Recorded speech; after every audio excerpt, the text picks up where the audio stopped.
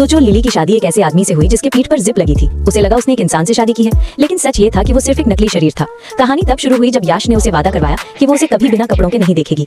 लेकिन एक दिन नहाते वक्त लिली की नजर उसकी पीठ पर जिप पर पड़ गई। जिज्ञासा डर में बदल गई और जैसे ही याश घर से बाहर गया, लिली ने उसकी अलमारी खोली। अंदर जो दिखा उसने उसकी रूह हिला दी। मर्दों के कई शरीर ऐसे टंगे थे जैसे कपड़े हों।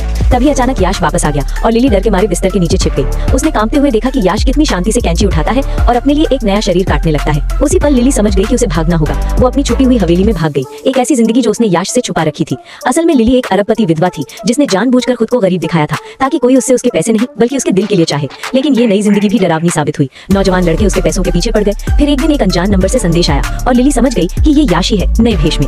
जो भी आदमी उससे मिलने आता वही अलग रूप में याश निकलता। टूट चुकी लिली ने अपने बटलर से दवा मांगी, लेकिन जैसे ही उसने गोली पकड़ी उसकी आंखों में देखकर समझ गई कि ये भी याश ही है। उसने लिली को बेहोश कर दिया और जब उसे होश आया तो वो फिर उसी घर में थी। इस बार याश सारे नकली शरीर सूटकेस में भर रहा था।